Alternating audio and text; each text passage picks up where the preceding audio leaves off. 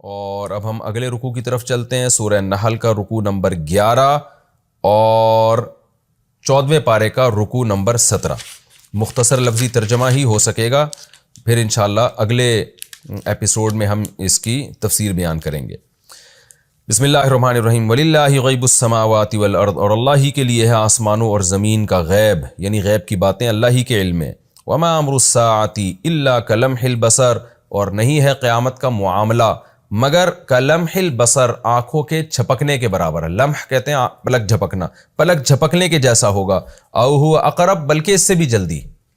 او یا کے معنی میں، لیکن یہاں بل کے معنی میں ہے، یعنی کبھی کبھار او بل کے معنی میں بھی آتا ہے، بلکہ اس سے بھی جلدی۔ ان اللہ علی کل شیء قدیر، بے شک اللہ ہر چیز پر قدرت رکھتے ہیں۔ واللہ اخرجکم من بطون امہاتکم، وہ اللہ نے تمہیں نکالا تمہاری ماؤں کے پیٹوں سے۔ امہات کی جمع ہے، بطن کی جمع بطون۔ اللہ نے نکالا تمہیں تمہاری ماؤں کے پیٹوں سے، یعنی سب انسانوں کی بات ہو رہی ہے نا۔ لا تعلمون شیئا، تم اس وقت کچھ بھی نہیں جانتے تھے جب تمہیں دنیا میں لائے۔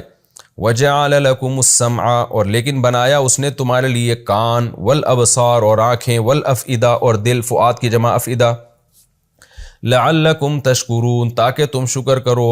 الم یروا الی الطیر، کیا یہ لوگ دیکھتے نہیں ہیں پرندوں کی طرف؟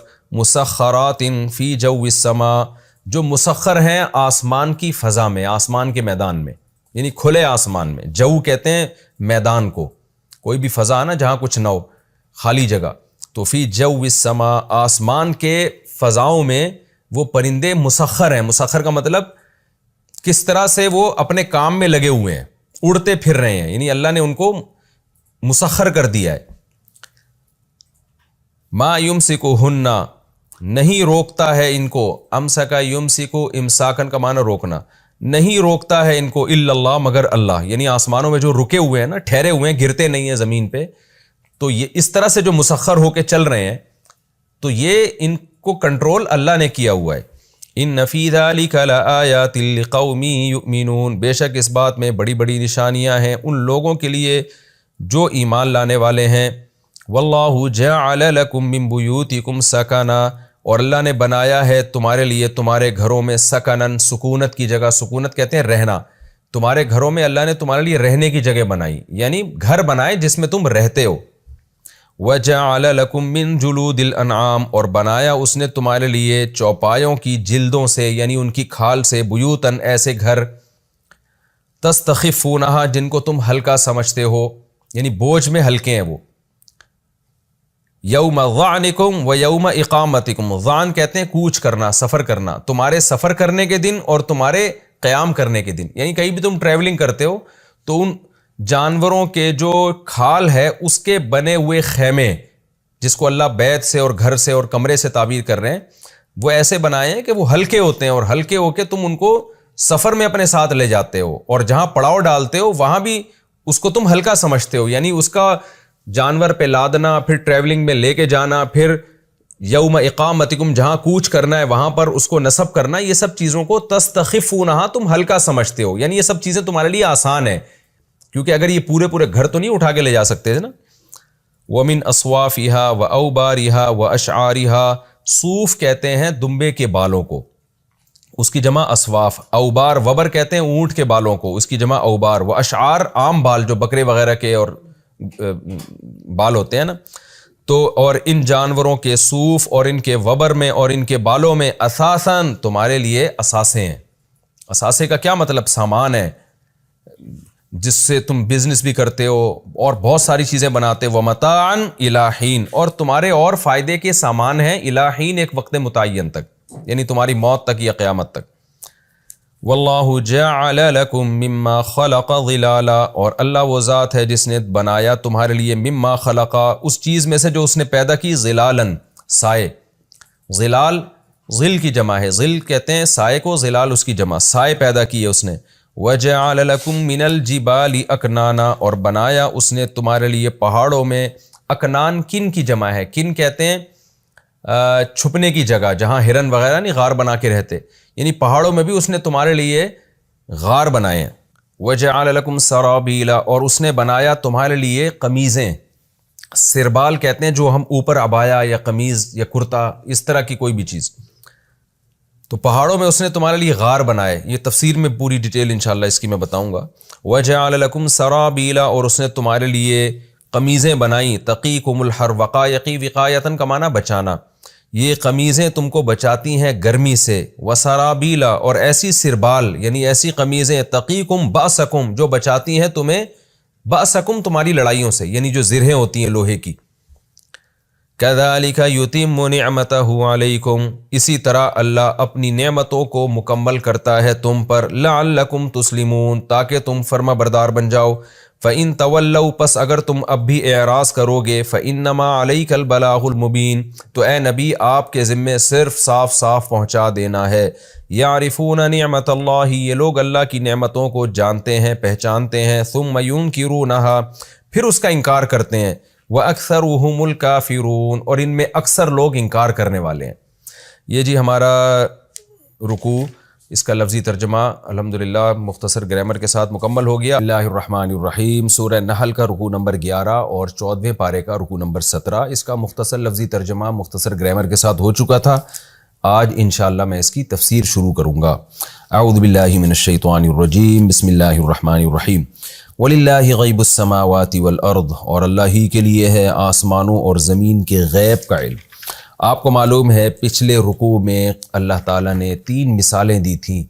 غلاموں کی مثال سے سمجھایا کہ تم اپنے غلاموں کو اپنے ساتھ شریک نہیں کرتے، اس بیس پہ شریک نہیں کرتے کہ غلام اگر ہے تو وہ مالک نہیں بن سکتا، مالک ہے تو غلام نہیں بن سکتا، تو یہ پوری کائنات تو میری غلام ہے، تو یہ میرے اختیارات میں میرے ساتھ کیسے شریک ہو سکتی ہے؟ شریک ہوگی تو غلام نہیں رہے گی، غلام ہوگی تو شرکت نہیں ہو سکتی۔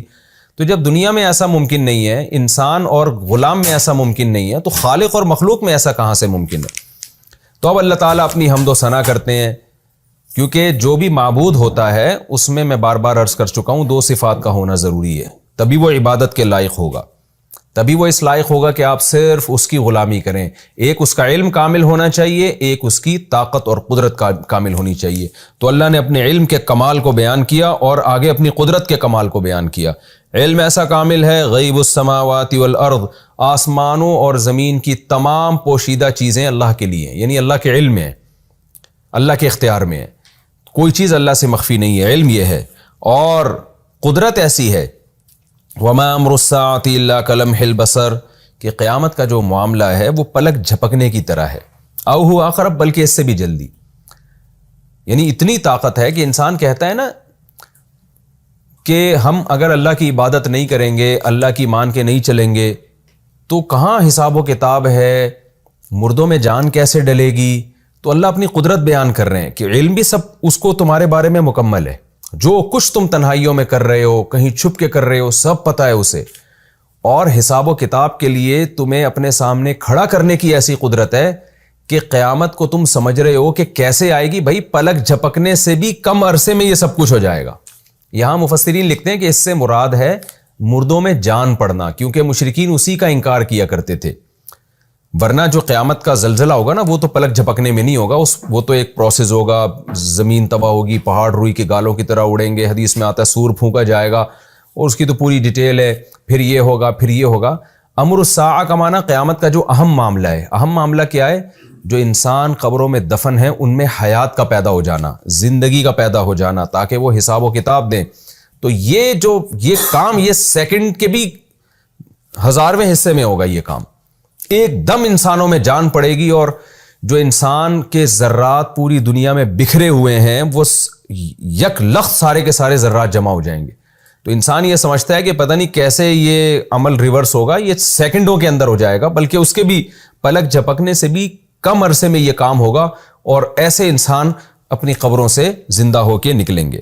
ان اللہ علی کل شیء قدیر ہے، اللہ یہ کیسے ممکن ہے؟ سائنسی لحاظ سے تو یہ بات ہماری سمجھ میں نہیں آتی، میڈیکلی تو یہ کوئی بھی سائنسدان یا کوئی بھی ڈاکٹر یہ بات نہیں مانتا کہ انسان اتنی جلدی زندہ ہو جائیں۔ تو اللہ فرماتے ہیں ان اللہ علی کل شیء قدیر، بے شک اللہ ہر چیز پر قدرت رکھتا ہے، جس نے عدم سے اس کائنات کو بنایا، کچھ بھی نہیں تھا اور اپنی طاقت سے پیدا کر دیا، انرجی پیدا کی یا ماس پیدا کیا، جو بھی کیا فرسٹ ٹائم تو اپنی طاقت سے کر دیا نا، کلمہ کن کی طاقت سے کیا یہ، تو وہ کلمہ کن کی طاقت سے انسانوں کو زندہ کیوں نہیں کر سکتا؟ آگے اللہ تعالیٰ پھر اپنی نعمتیں بیان کرتے ہیں، میں نے بتایا بار بار سورہ نحل میں اللہ نے اپنی نعمتوں کو بہت بیان کیا ہے، تو اللہ پھر اپنی نعمت بیان کرتے ہیں، اور ایسی نعمت جس میں اللہ کی قدرت بھی ظاہر ہو رہی ہے، طاقت بھی ظاہر ہو رہی ہے۔ واللہ اخرجکم من بطون امہاتکم، اللہ وہ ذات ہے جو تمہیں نکالتا ہے تمہاری ماؤں کے پیٹوں سے، ماں کے پیٹ سے تمہیں باہر کرتا ہے۔ دیکھیں تمام اعمال کی نسبت اللہ کی طرف ہوتی ہے۔ آگے آ رہا ہے پرندوں کو آسمانوں میں اللہ نے تھاما ہوا ہے، آگے آ رہا ہے اللہ نے تمہارے لیے لباس بنائے، آگے آ رہا ہے کہ اللہ نے تمہارے لیے گھر بنائے جس میں تم رہائش اختیار کرتے ہو۔ حالانکہ یہ تمام چیزیں ڈائریکٹ اللہ نہیں کر رہا ہوتا، بلکہ پرندوں کو ہوا میں تھامنے والی چیز ان کے پر ہیں، اسی طرح جو گھر جو ہے وہ تو مزدور بنا رہے ہیں، اسی طرح جو ہمارا لباس ہے وہ تو درزی بنا رہے ہیں۔ تو مطلب اس کا یہ ہوتا ہے کہ یہ ساری چیزیں جس سے لباس بن رہا ہے یا گھر بن رہا ہے، یہ میٹیریل تو سب اللہ نے پیدا کیا ہے نا۔ اس طرح پرندوں کے پر بھی تو اللہ نے لگائے ہیں، تو اس لیے ان تمام چیزوں کی نسبت اللہ کی طرف ہو رہی ہے۔ تو اسی طرح بچے کا ماں کے پیٹ میں بننا اور بننے کے بعد اس کا خود بخود آٹومیٹیکلی دنیا میں آ جانا، یہ سارا پروسیس یہ بنایا ہوا اللہ کا، یہ خود بخود نہیں ہو سکتا۔ اگر یہ سارا عمل آٹومیٹیکلی ہو رہا ہوتا نا تو اس میں اتنی خوبصورت مینجمنٹ نہ ہوتی۔ یہ آٹومیٹیکلی ہے لیکن اس سسٹم کو بنانے والا اللہ ہے۔ کوئی آٹومیٹک مشین ہوتی ہے نا تو وہ زیادہ عجیب مشین ہوتی ہے، اس کے بارے میں یہ کہنا کہ اس مشین کو کسی نے نہیں بنایا یہ زیادہ عجیب بات ہے بنسبت اس مشین کے بارے میں جو مینول ہو، جس میں آٹو سسٹم نہ ہو۔ جیسے ایک واشنگ مشین ہم مثال فرض کر لیتے ہیں، ایک واشنگ مشین ہے جس میں آپ پلگ لگاتے ہیں، پھر وہ گھومتی ہے، آپ اپنی مرضی سے ٹائم سیٹ کرتے ہیں، پھر جب وہ کپڑے دھل کے تیار ہوتے ہیں آپ کو اندازہ ہوتا ہے، آپ مشین کو آف کر دیتے ہیں، پھر آپ اس کے کپڑوں کو نکال کے پانی میں دھوتے ہیں، ایک پورا پروسیس ہے۔ اس مشین کے بارے میں بھی کوئی نہیں کہتا یہ خود سے بنی ہے، لیکن ایک مشین اگر آٹومیٹک مشین ہو، جیسے کہ دنیا میں آج کل استعمال ہو رہی ہیں آٹومیٹک مشینیں، کہ بھائی وہ پانی بھی خود ہی کھینچے گی، وہ دھوئے گی بھی خود ہی، اس کے بعد پانی سے کنگھالے گی بھی خود ہی، اور اس کے بعد پھر ڈرائی بھی خود ہی کرے گی، یہ سارا کام ترتیب سے، اور کپڑے خشک ہو کے آپ کے پاس آ جائیں گے۔ ایسی مشین کے بارے میں کوئی شخص یہ کہے کہ یہ خود بنی ہے، یہ خدا کی قسم یہ بہت عجیب بات ہے۔ تو اب یہ جو ماں کے پیٹ میں ایک عمل ہو رہا ہے کہ نطفے سے خون، خون سے گوشت، گوشت میں ہڈیاں، ہڈیوں میں ایک پوری اسکن تیار ہوتی ہے اور ہارٹ بیٹ، اور یہ سب کچھ پروسیس ہونے کے بعد جب بچہ بن کے تیار ہو جاتا ہے تو اس کے بعد باہر آتا ہے۔ تو یہ خود بخود نہیں ہے، یہ کسی کا بنایا ہوا نظام ہے۔ اسی لیے اللہ ان تمام اعمال کی نسبت اپنی طرف کرتے ہیں کہ میں ہوں جو بچے کو ماں کے پیٹ میں بناتا ہوں۔ یہ میں اس لیے ڈیٹیل اتنی بیان کر رہا ہوں کہ آج کل جو ایتھیس لوگ ہیں، ملحد لوگ ہیں، وہ کیا کرتے ہیں، ایک دھوکہ دیتے ہیں لوگوں کو۔ خوب اچھی طرح یہ بات کو سنیے گا۔ وہ دھوکہ یہ دیتے ہیں کہ دیکھو پہلے زمانے میں لوگوں کو کسی بھی عمل کی سائنٹیفک لاجک کا پتہ نہیں ہوتا تھا، اس بیس پہ انہوں نے خود بخود خدا گڑھ لیے تھے۔ لوگوں کو پتہ ہی نہیں تھا کہ جی طوفان کیوں آتے ہیں، پتہ ہی نہیں تھا کہ جی زلزلے کیوں آتے ہیں، لوگوں کو پتہ ہی نہیں تھا کہ بچہ ماں کے پیٹ میں جو بنتا ہے وہ اس کا پروسیس کیا ہے، اس کا جو نیچرل ایک لاجک ہے اس کی وہ کیا ہے، تو پتہ ہی نہیں تھا۔ تو انہیں کوئی کام کرنے والا نظر نہیں آتا تھا اور اس عمل کی لاجک معلوم نہیں تھی، تو انہوں نے خدا گڑھ لیا کہ جی خدا نے کیا ہوگا، یہ طوفان خدا لا رہا ہوگا، یہ سیلاب خدا لا رہا ہوگا۔ اب تو سائنس نے اتنی ترقی کی ہے کہ اب تو یہ چیزیں خود بخود یعنی پتہ چل گیا کہ یہ ہو کیسے رہا ہے، تو ہم ان اعمال، ان اسباب کی طرف نسبت کریں گے۔ مثال کے طور پر ایک جگہ پانی گرم ہو جاتا ہے آٹومیٹیکلی، اب آپ کو پتہ نہیں گرم کیوں ہو رہا ہے تو آپ کہہ دو بھائی خدا نے کیا ہے، لیکن جب سائنس نے ترقی کی تو پتہ چلا جی آگ تو نہیں ہے لیکن سورج کی کرنیں ایک خاص زاویے سے یہاں پڑی تھیں، اس بیس پر یہ جناب گرم ہو گیا۔ تو اب تو سورج کی طرف نسبت کی جائے گی نا، اب خدا کی طرف نسبت کی کیا ضرورت ہے۔ ایک اور مثال سے میں بات سمجھاتا ہوں۔ اس کی مثال ایسے جیسے انڈے سے چوزا کیسے نکلتا ہے۔ پہلے بہت دنیا پریشان ہوتی تھی کہ چوزے کا جو خول ہے نا، انڈے کا خول، وہ تو بڑا سخت ہوتا ہے، تو چوزا اس کو توڑ کے نکلتا کیسے ہے؟ تو لوگوں نے کہہ دیا جی آخری دن خدا ہے جو انڈے کو کے خول کو توڑتا ہے اور چوزا باہر نکل آتا ہے، کیونکہ لوگوں کو سمجھ میں نہیں آیا۔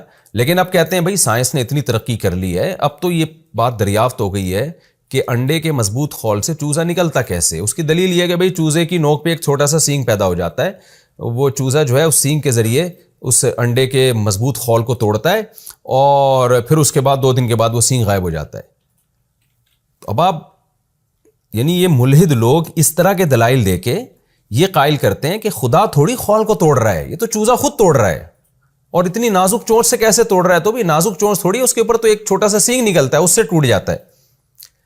لیکن یہ بات خوب سمجھنے کی ہے, سوال یہ نہیں ہے کہ خول کو چوزا اللہ براہ راست توڑتا ہے, یہ چوزے کی چونچ میں سینگ پیدا ہوتا ہے. سوال جو ہے نا یہ اور مضبوط ہو گیا ہے کہ یہ اتنا خوبصورت نظام کہ وہ سینگ چوزے کی چونچ میں پہلے کیوں نہیں پیدا ہوا, اور اگر پیدا ہوا تھا تو انڈا ٹوٹنے کے بعد وہ ختم کیوں ہو گیا, این اسی ٹائم پہ کیوں پیدا ہو رہا ہے. بچہ پیدا ہو رہا ہے, ماں کی چھاتیوں میں دودھ آ رہا ہے, یقیناً کوئی سائنٹیفک لاجک ہے اس کی, لیکن سوال یہ پیدا ہوتا ہے یہ ساری چیزیں آپس میں اتنی خوبصورت طریقے سے مربوط کیوں ہیں؟ بچہ پیدا ہوتے ہی کیوں اس کی ماں کی چھاتیوں میں دودھ آ رہا ہے, پہلے کیوں نہیں آ گیا, بعد میں کیوں نہیں آ رہا؟ تو یہ جو نظام ہے نا یہ بالکل ایسا ہی ہے کہ جی واشنگ مشین, وہ تو اصل میں جب پلگ لگتا ہے تو کرنٹ آتا ہے تو پھر یہ مشین گھومتی ہے, اور جب مشین گھومتی ہے تو کپڑے آٹومیٹیکلی دھلتے ہیں, جب دھلتے ہیں تو پھر اس کے بعد یہ پروسیس ہوتا ہے کہ وہ صابن نکالنے کے لیے پانی آتا ہے, پھر جب پانی خشک ہو جاتا ہے تو ڈرائر چلتا ہے. تو یہ خود بخود تھوڑی, یہ کوئی کر تھوڑی رہا ہے, تو خود بخود ہو رہا ہے. بھائی خود بخود تو ہو رہا ہے, لیکن اس مشین کو کس نے بنایا؟ کیا یہ آٹو سسٹم خود بخود اس میں ایڈجسٹ ہو گیا ہے؟ یہ ممکن نہیں ہے. تو یقیناً ان تمام چیزوں کی نسبت ہم کریٹر کی طرف کریں گے کہ اس کا یہ بنایا ہوا نظام ہے. تو قرآن یہاں بھی یہ کہہ رہا ہے کہ انڈے سے جو چوزا ہے نا خدا نکالتا ہے. تو نکالتا کا مطلب یہ نہیں کہ خدا زمین پہ اتر کے اس انڈے کو توڑتا ہے یا وہاں سے ٹوٹنے کا آرڈر دیتا ہے. مطلب یہی ہے کہ ان تمام کاموں کی نسبت اللہ کی طرف ہو رہی ہے, کیونکہ ان تمام پورے سسٹم کو بنانے والی ذات اللہ کی ہے. ایک سسٹمیٹک نظام ہے, یہ خود بخود نہیں ہو رہا سب کچھ. اب اس کی مرضی ہے کہ وہ سسٹم کے تحت کام کرے یا بغیر نظام کے کرے. اس نے عیسیٰ ابن مریم کو بغیر باپ کے پیدا کیا, اس کی کوئی لاجک نہیں ہے, لیکن عام قانون اس کا یہی ہے کہ ماں باپ کا ملاپ ہوتا ہے, اس کے نتیجے میں بچہ پیدا ہوتا ہے. تو ملاپ کے نتیجے میں بچہ پیدا ہونا بھی خدا کی قدرت کی دلیل, اور بغیر باپ کے بچہ پیدا کر دینا بھی خدا کی قدرت کی دلیل ہے. تو عقل پرست لوگ جو خدا کو نہیں مانتے وہ ان تمام چیزوں کو کی نسبت اس لاجک کی طرف کر دیں گے, اور جن کی بصیرت کی آنکھیں کھلی ہوئی ہیں وہ ان تمام چیزوں کی نسبت اس کائنات کو بنانے والے کی طرف کرتے ہیں. تو اب ان آیتوں کا مفہوم سمجھیے. اللہ فرماتے ہیں واللہ اخرجکم من بطون امہاتکم, اللہ ہے وہ ذات جو تمہیں تمہاری ماؤں کے پیٹوں سے نکالتا ہے. یہ بھی اللہ کی بڑی قدرت ہے. لا تعلمون شیئا, تمہیں کچھ بھی پتہ نہیں تھا. کچھ بھی پتہ نہیں کا مطلب یہ نہیں کہ بالکل ہی انسان فارغ ہوتا ہے, مطلب جو بھی نالج ابھی تمہیں ملی ہے, ماں کون ہے, باپ کون ہے, اور جو بھی تم نے اس کے بعد کان آنکھیں اور دل استعمال کر کے جو بھی نالج حاصل کی ہے, اس آج کی نالج کے مقابلے میں تم زیرو ہوتے ہو. ہاں کچھ بیسک نالج تو اللہ بچے کو دی بھی ہوتی ہے اللہ نے, کہ دودھ کہاں سے ملے گا بچے کو اور وہ کیسے اس کے پیٹ میں اترے گا. وہ تو ایک ایسی نالج ہے جس کو نالج سمجھا نہیں جاتا, وہ اس وقت زندہ رہنے کے لیے ضروری ہے. لیکن آج کے مقابلے میں بچے کے پاس جو نالج ہے جو بعد میں اس کو ملتی ہے وہ کچھ بھی نہیں ہوتی. لیکن اللہ نے بچے میں علم حاصل کرنے کی صلاحیت رکھی, یہ بھی اللہ کا احسان. کیا مطلب؟ بتایا یہ جا رہا ہے کہ جب تم پیدا ہوئے تھے تو جو نالج آج تمہارے پاس ہے اس نالج میں سے کوئی نالج نہیں تھی, تم بالکل جاہل تھے, ہر چیز سے جاہل تھے. لیکن خدا نے تم پر احسان کیا کیا کہ وَجَعَلَ لَكُمُ السَّمْعَ وَالْأَبْصَارَ وَالْأَفْئِدَةَ, اس نے تمہارے لیے کان بنائے, آنکھیں بنائی اور دل بنائے, تاکہ تمہارے پاس جو سورس آف نالج ہے نا وہ تمہیں دے کے بھیجا. اس نے نالج حاصل کرنے کے وسائل اس نے تمہیں دے دیے. اگر یہ خود بخود ہوتا یہ سارا نظام تو تمہیں سورس آف نالج بھی نہ ملتی, تمہیں یہ علم حاصل کرنے کے ذرائع بھی نہ ملتے. اب آپ دیکھیں انسان کو اللہ نے علم حاصل کرنے کے ذرائع دیے, پیدا کیا تو کان, آنکھ, ناک, دل, دماغ, جگر, یہ ساری چیزیں, اور خاص طور پہ دماغ اور دل جو نالج حاصل کرنے کے ذرائع ہیں, یہ ساری چیزیں دی. اور نالج حاصل کرنے کے بعد اس نے اسی خدا کا انکار کر دیا. کتنی بڑی ضلالت اور کتنی بڑی گمراہی ہے. تو اللہ نے فرمایا یہ سب کام میں نے اس لیے کیے تھے لعلکم تشکرون, تاکہ تم شکر گزار بنو, تم مانو کہ کوئی خدا ہے جس نے ہمیں آنکھ بھی دی, جس نے ہمیں کان بھی دیے, جس نے ہمیں دل بھی دیا, جس نے ہمیں سوچنے سمجھنے کی صلاحیت بھی دی. لیکن تم نے شکر ادا کرنے کے بجائے اسی خدا کا انکار کر دیا, اور بعضوں نے اسی خدا کے ساتھ غیروں کو شریک کر دیا. الم یروا الی الطیر مسخرات فی جو السماء، کیا یہ لوگ دیکھتے نہیں ہیں پرندوں کی طرف آسمان کی فضا میں کیسے مسخر ہیں؟ ما یمسکہن الا اللہ، ان کو نہیں تھامتا مگر اللہ۔ کیا مطلب؟ ان کے جو تھامنے کا نظام ہے یہ بھی صرف اللہ کا بنایا ہوا ہے، آٹومیٹیکلی یہ بھی نہیں ہو سکتا، تو اللہ نے تھاما ہوا ہے۔ ورنہ آپ دیکھیں کہ اب انسان نے جہاز ایجاد کیے ہزاروں سال کے بعد جا کے، جس کو خاص طریقے سے اڑایا جاتا ہے تو ہوا میں اڑتا ہے۔ یہ پرندے صدیوں سے ایسے مزے سے ہوا میں اڑ رہے ہیں، اور جہاز ابھی بھی اتنا کمفرٹ ہو کے نہیں اڑتا ہوا میں جیسے پرندے اڑ رہے ہوتے ہیں۔ ابھی بھی جہاز اتنی مزے سے نہیں اڑتا، ایک ہی سمت میں جائے گا اور پھر ایک خاص انداز سے اترے گا، اس کی اسپیڈ کو مینیج کرنا بڑا مشکل کام ہے، اور وہ کم زیادہ کرنا بڑا مشکل کام ہے۔ لیکن آپ پرندوں کو دیکھیں، مسخر کا مطلب کیسے ہواؤں میں جھولتے پھر رہے ہیں، وہ ادھر کو گھوم رہے ہیں ادھر کو گھوم رہے ہیں۔ بعض پرندے تو اڑتے اڑتے ریورس ہو رہے ہوتے ہیں۔ یہ آپ مکھیوں کو دیکھیں نا، مکھیاں جب اڑتے ہوئے آگے جا رہی ہوتی ہیں پیچھے بھی آ رہی ہوتی ہیں وہ، تو کیسا زبردست کنٹرول ان کو دیا ہے، اور ہوا میں اس نے یہ طاقت رکھی ہے کہ ان پرندوں کو اڑائے۔ تو یہ سارے کے سارے کام اللہ کے ہیں، اس لیے اللہ کہتے ہیں ما یمسکہن الا اللہ، یہ سب اللہ کر رہا ہے، یہ کام اللہ ہی ہے جو ان کو آسمانوں میں تھامے ہوئے۔ ان فی ذلک لآیات لقوم یؤمنون، بے شک اس بات میں بڑی بڑی نشانیاں ہیں ان لوگوں کے لیے جو ایمان لانا چاہتے ہیں۔ واللہ جعل لکم من بیوتکم سکنا، اللہ وہ ذات ہے جس نے تمہارے لیے تمہارے گھروں میں سکونت کی جگہ بنائی، رہائش کی جگہ بنائی، یعنی تمہارے گھر ایسے بنائے کہ جن میں تم رہ سکتے ہو۔ انسان کو رہنے کے لیے کیا چیز چاہیے؟ سردی اور گرمی سے حفاظت، بارش سے حفاظت، اور اس کی پرائیویسی متاثر نہ ہو۔ تو یہ اللہ ہے جس نے گھر بنائے۔ یہاں بھی یہ اشکال ہوتا ہے، بھائی گھر تو ٹھیکیدار بناتا ہے، گھر تو بلڈر بناتا ہے، گھر تو مزدور بناتے ہیں، لیکن بات یہی ہے صحابہ بھی جانتے تھے، مشرکین عرب جن کو خطاب کیا جا رہا تھا وہ بھی جانتے تھے گھر تو ہم خود بناتے ہیں، لیکن ان کو بتایا جا رہا ہے کہ اللہ نے بنائے یہ۔ کیوں؟ گھر میں جو کچھ بھی استعمال ہوتا ہے، جو میٹیریل ہے، یہ اللہ نے پہلے سے زمین میں پیدا کیا ہے۔ انسان چونکہ دنیا میں رہیں گے اس لیے اللہ تعالیٰ نے ایسی چیزیں پیدا کی جن کو جوڑ کے گھر بنایا جا سکے۔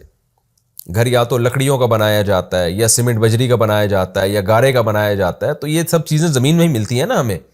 اگر اللہ زمین میں اس طرح کی چیزیں ہی نہیں پیدا کرتا جن کو جوڑ کے گھر بنایا جا سکے تو انسان رہتا کیسے؟ سارے غاروں میں جا کے تھوڑی رہ سکتے تھے۔ تو اس لیے اللہ کہتے ہیں جو تم خوبصورت گھروں میں رہتے ہو، اور جہاں تم گرمی سے بچتے ہو، جہاں تم سردی سے بچتے ہو، جہاں تم ایک سکون کی لائف گزارتے ہو، یہ گھر بھی اللہ نے تمہارے لیے بنائے ہیں۔ وَجَعَلَ لَكُم مِّن جُلُودِ الْأَنْعَامِ بُيُوتًا، اور اس نے ایک الگ سے بھی تم پر احسان کیا۔ کچھ گھر تو وہ ہوتے ہیں جہاں مستقل رہائش اختیار کرتے ہیں اور اس میں ہم پوری زندگی گزارتے ہیں، لیکن ان گھروں کو ہم اٹھا کے سیمنٹ بجری کے اور گارے کے گھروں کو اٹھا کے سفر میں نہیں لے جا سکتے، جبکہ سفر بھی انسان کی بنیادی ضرورتوں میں سے ایک ضرورت ہے۔ تجارت کے لیے سفر کرنا پڑتا ہے، جنگوں کے لیے سفر کرنا پڑتا ہے۔ تو اللہ کہتے ہیں اس کے لیے پھر ہم نے تمہارے لیے انتظام پیدا کیا۔ جانوروں کی کھال ہم نے ایسی بنائی ہے کہ وہ گھر کے کام آ سکتی ہے۔ جانوروں کی ہم نے ایسی کھال بنائی ہے، جو چمڑا ہے جس کو لیدر کہا جاتا ہے، اس سے بھی خیمے لگائے جا سکتے ہیں، اس سے بھی گھر کا کام لیا جا سکتا ہے، اور اس کا فائدہ یہ ہوتا ہے کہ وہ تمہارے لیے اس کو اٹھانا آسان ہے، کہیں لگانا آسان ہے، کہیں اٹھانا آسان ہے۔ تو آپ لیدر کو دیکھیں نا، ہم نے تو گاؤں دیہاتوں میں یہ منظر دیکھا ہے، یہ چمڑے کی عجیب خاصیت ہے، گرمیوں میں ٹھنڈا ہو جائے گا اور سردیوں میں گرم ہو جائے گا یہ۔ اور مشکیزیں بھی آپ دیکھیں جو لیدر کے ہوتے ہیں، آپ گرمیوں میں اس میں لسی یا پانی ڈالیں وہ ٹھنڈی ہو جاتی ہے، سردیوں میں ڈالیں گرم ہو جاتی ہے، ایک عجیب اللہ کا بنایا ہوا نظام ہے۔ تو اللہ تعالیٰ فرماتے ہیں وَجَعَلَ لَكُم مِّن جُلُودِ الْأَنْعَامِ، جلد کہتے ہیں کھال کو، کہتے ہیں نا جلدی بیماریاں، اردو میں بہت یہ لفظ استعمال ہوتا ہے۔ اور اس نے تمہارے لیے ان چوپایوں کی کھالوں میں سے بیوتن گھر بنائے، تستخفونہا، جن کو تم خفت کہتے ہیں، ہلکا کہتے ہیں نا، اپنی خفت مجھے محسوس ہو رہی ہے اس میں، تو ہلکا، جن کو تم ہلکا سمجھتے ہو، یوم ظعنکم، ظعن کوچ کرنے کو، کہیں ٹریولنگ کو، اپنے ٹریولنگ کے دن، و یوم اقامتکم، اور پھر کہیں اقامت کے وقت، جب ٹریولنگ کرتے ہو تو آسانی سے اٹھا کے لے جاتے ہو، پھر کہیں اسٹے کرتے ہو تو آسانی سے نصب کر دیتے ہو، آسانی سے اس سے کمرہ بنا لیتے ہو، تو یہ بھی اللہ کا کیا ہوا کام ہے۔ وَمِنْ أَصْوَافِهَا، اور پھر ان جانوروں کے روؤں میں، جیسے دمبے کے صوف ہوتی ہے نا، اون، دمبے کے بالوں کو صوف کہا جاتا ہے، اون ہوتی ہے، وہ اوبارہا، وبر کہتے ہیں وہ جو رواں ہوتا ہے، جیسے گائے اور اونٹ میں رواں ہوتا ہے جو اس کے بال ہوتے ہیں، وہ اشعارہا، اور ان کے بال جیسے بکرے کے بال ہوتے ہیں، ومن اصوافہا و اوبارہا و اشعارہا، ان کے اون میں اور ان کے وبر یعنی روئیں میں اور ان کے بالوں میں اساساً تمہارے لیے سامان ہے۔ اثاثہ کوئی بھی ایسٹس کو کہا جاتا ہے جس کو کسی بھی کام میں استعمال کیا جائے، ومتاعا، اور تمہارا فائدہ ہے، الی حین، ایک خاص وقت تک، وہ ہے موت۔ کیا مطلب؟ یہ چیزیں ہمیشہ کے لیے نہیں ہیں، خاص ٹائم تک ان سے تم فائدہ اٹھاتے ہو۔ واللہ جعل لکم مما خلق ظلالا، اور اللہ وہ ذات ہے جس نے بنایا تمہارے لیے ان چیزوں میں سے جس کو اس نے پیدا کیا، ان چیزوں میں اس نے تمہارے لیے سائے بنائے۔ سایہ بھی اللہ کی قدرت ہے، سورج کے ذریعے بنتا ہے وہ، تو اگر ہمیشہ دھوپ رہتی دن کے وقت تو ہمارے لیے سفر کتنا مشکل ہو جاتا، کہیں بیٹھنا کتنا مشکل ہو جاتا۔ تو جگہ جگہ اللہ کی طرف سے سائے بنے ہوئے ہیں ہمارے لیے، پہاڑوں کے سائے ہیں، درختوں کے سائے ہیں، تو یہ بھی تو اللہ کی قدرت کی دلیل ہے۔ اللہ سورج کی کرنوں کو ایسا بنا دیتا کہ وہ کوئی بھی بیچ میں رکاوٹ آتی، وہ کرنیں اس رکاوٹ میں سے گزر جاتی ہیں، تو سایہ وجود میں ہی نہیں آتا۔ یہ تو ہم چونکہ چیزیں اپنی آنکھوں سے دیکھ رہے ہیں نا، اس لیے ہم اس کو نارمل سمجھتے ہیں اور ہم کہتے ہیں اس میں اللہ کی کیا قدرت ہے، لیکن اللہ سب کچھ کر سکتا تھا، وہ اس کائنات کو ایسا بنا سکتا تھا کہ سائے وجود میں نہ آتے، لیکن اللہ کہتے ہیں ہم نے ایسا بنایا کہ اس میں تمہارے لیے سائے ہیں۔ وَجَعَلَ لَكُم مِّنَ الْجِبَالِ أَكْنَانًا، اور اس نے تمہارے لیے پہاڑوں میں غار بنائے۔ کن کہتے ہیں؟ ہر وہ چیز جو آپ کو چھپا دے، تو غار چونکہ چھپا دیتا ہے اس لیے اس کو بھی کن کہا جاتا ہے، اور اکنان اس کی جمع آتی ہے، مراد اس سے غار ہے۔ تو پہاڑوں میں بھی آپ کو بڑے بڑے غار ملیں گے، ٹریولنگ کے دوران ان غاروں کا بہت، اگر پہاڑوں میں یہ غار نہ ہوتے تو مسافر لمبے لمبے سفر میں مارے جاتے، اس کا بڑا خطرہ ہوتا۔ بہت دفعہ پہاڑی راستوں میں آپ کو سردی سے بچنے کی جگہ نہیں مل رہی ہوتی، وہ خیمے آپ کے کام نہیں آ رہے ہوتے، تو پہاڑوں میں آپ کو جگہ جگہ غار مل جائیں گے، ان غاروں میں انسان چھپ بھی جاتا ہے، ان غاروں میں انسان گرمی سے بچتا ہے، سردی سے بچتا ہے۔ تو اللہ نے ہمارے لیے یہ بنائے، وَجَعَلَ لَكُمْ سرابیل۔ آج تو سائنس نے ترقی کی ہے نا، لیکن اللہ نے ماضی میں انسانوں کے فائدے کے لیے یہ چیزیں پیدا نہ کی ہوتی تو نسلیں ہی ختم ہو چکی ہوتی، تو ترقی کیا ہوتی اگر نسل ختم ہو جاتی۔ وَجَعَلَ لَكُمْ سَرَابِيلَ، اور اس نے تمہارے لیے کرتے بنائے، تَقِيكُمُ الْحَرَّ، جو تمہیں گرمی سے بچاتے ہیں۔ کرتے کا کیا مطلب ہے؟ ہر وہ چیز جو انسان اوپر پہنتا ہے، تو ظاہر ہے کرتے بھی ٹیلر بناتا ہے، لیکن اللہ اپنی طرف کیوں منسوب کر رہا ہے کہ جس چیز سے بنائے جا رہے ہیں کرتے، وہ تمام چیزیں اللہ کی پیدا کردہ ہیں، چاہے وہ جنگی کرتے ہوں جس کے آگے تذکرہ آ رہا ہے تقیکم باسکم، ایسے بھی اس کرتے ہیں جو تمہیں تمہاری لڑائیوں سے بچاتے ہیں، یعنی زر ہیں لوہے کی۔ تو کرتے سے مراد یہ اردو والا کرتا نہیں ہے، یہ بھی داخل ہے اس میں، اور ہر وہ چیز جو ہم اوپر زیبتن کرتے ہیں، عبایا ہے، تمام کی تمام چیزیں جو ہم زیبتن کرتے ہیں جس میں ہمارے لیے زینت ہے۔ جانوروں کو اللہ نے یہ نعمت نہیں دی ہے، لباس انسان کی نعمت ہے، تو اللہ کہتے ہیں یہ بھی انسان نے بنایا ہے، کیونکہ اس کا جو بھی مادہ ہے وہ سب اللہ کا، کپاس اللہ نے پیدا کی ہے، اون اللہ نے پیدا کی ہے، تو یہ تمام کی تمام چیزیں اللہ کی پیدا کردہ ہیں، جس سے تم گرمی سے بھی بچتے ہو اور تمہاری لڑائیوں میں بھی یہ چیزیں بچاتی ہیں تمہیں۔ كَذَلِكَ يُتِمُّ نِعْمَتَهُ عَلَيْكُمْ، اس طرح اللہ اپنی نعمتیں تم پر تمام کرتا ہے۔ کہاں سے نعمتیں اللہ نے شروع کی ہیں؟ کہ ماں کے پیٹ سے تمہیں نکالا، ایک نعمت، پھر تمہارے پاس علم حاصل کرنے کے ذرائع نہیں تھے، اللہ نے کان، آنکھ، دل دے کے بھیجا تاکہ تم علم حاصل کرو، لہذا تم پڑھے لکھے بن گئے، بہت نالج آ گئی تمہارے پاس، یہ اللہ کا احسان۔ پھر اللہ کی قدرت کی دلیل، آسمانوں میں پرندے اڑ رہے ہیں۔ پھر اس کے بعد اللہ تعالیٰ نے تمہارے لیے گھر بنائے رہائش کے لیے، ایسی چیزیں پیدا کی، اور پھر تمہارے لیے جانوروں کے چمڑے پیدا کیے، اس سے تم کتنی چیزیں بناتے ہو، اور پھر ان جانوروں سے کتنی تجارتیں کرتے ہو، ان کی کھال، ان کے اون سے، اور پھر سائے پیدا کیے، پہاڑوں میں غار پیدا کیے اس نے، اور تمہارے لیے لباس پیدا کیے جو تمہیں گرمی سے، عرب میں چونکہ گرمی زیادہ تھی، قرآن میں سورہ نحل میں شروع میں ہے لکم فیہا دفء، اس میں گرمی کا سامان ہے، تو سردی سے بھی بچاتے ہیں، اور یہاں پر اللہ نے گرمی سے بچانے کا ذکر کیا کیونکہ عرب زیادہ تر سرد علاقے نہیں تھے ان کے پاس، ذکر تو اللہ نے سردی سے بچنے کا بھی سورہ نحل کے شروع میں کیا، یہاں گرمی سے بچنے کا ذکر کیا کہ وہ لباس تمہیں گرمی کی لو کی شدت سے بچاتا ہے اور تمہاری جنگوں میں تمہارے کام آتا ہے۔ تو اتنی نعمتیں اللہ بیان کر کے کہتے ہیں کذالک یتم نعمتہ علیکم، اللہ اپنی نعمتیں تم پر تمام کرتا ہے، ادھورا نہیں چھوڑا کسی بھی معاملے میں اس نے تمہیں، لعلکم تسلمون، تاکہ تم اس کے فرمانبردار بن جاؤ۔ اور ہم کیا کر رہے ہیں کہ سائنسی ترقی میں لگ کر ان نعمتوں سے بھرپور طریقے سے فائدہ اٹھا رہے ہیں، لیکن ہم نے اپنی ڈکشنری سے خدا کو نکال دیا ہمیشہ کے لیے، حالانکہ اللہ نے یہ سب کچھ کیا اس لیے تھا تاکہ ہم اس کے فرمانبردار بنیں۔ فَإِن تَوَلَّوْا، پس اگر اے انسانوں اب بھی تم اعراض کرو گے ہم سے، فَإِنَّمَا عَلَيْكَ الْبَلَاغُ الْمُبِينُ، تو اے محمد صلی اللہ علیہ وسلم آپ کے ذمے صاف صاف پہنچا دینا ہے۔ کیا عجیب آیت ہے، آپ دیکھیں، یعنی بلاغ ہے، وہ نبی نے پہنچا دیا، عذاب دینے کی قدرت نبی کے پاس نہیں ہے، اور واقعی نبی پہنچا کے چلے گئے۔ یعرفون نعمت اللہ، یہ لوگ اللہ کی نعمت کو پہچانتے ہیں، ثم ینکرونہا، پھر اس کا انکار کرتے ہیں۔ انکار اور معرفت بالکل الگ الگ چیزیں ہیں۔ تو اب کوئی اس آیت پر اشکال کر سکتا ہے کہ اللہ ایک طرف کہہ رہے کہ پہچانتے ہیں اور ایک طرف کہہ رہے نہیں پہچانتے، یعنی انکار کا مطلب نہیں پہچاننا۔ تو بات یہ ہے کہ حقیقت میں تو پہچانتے ہیں جب غور و فکر کرتے ہیں، عمل سے یہ ثابت کرتے ہیں کہ ہم نہیں پہچانتے۔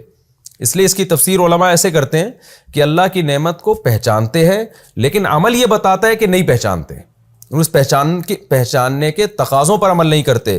وَأَكْثَرُهُمُ الْكَافِرُونَ، اور ان میں اکثر لوگ انکار کرنے والے ہیں، پہچاننے کے باوجود خدا کی طرف اس کی نسبت نہیں کرتے، یا تو شرک کرتے ہیں یا خدا کا انکار کرتے ہیں یا خدا کی مانتے نہیں ہیں۔ یہ تمام چیزیں، ان تمام چیزوں کو کفر سے تعبیر کیا گیا ہے۔ یہ ہمارا رکوع الحمدللہ سورہ نحل کا رکوع نمبر 11 اور 14ویں پارے کا رکوع نمبر 17 بھی کمپلیٹ ہوا۔ اب ہم اگلے رکوع کی طرف چلتے ہیں۔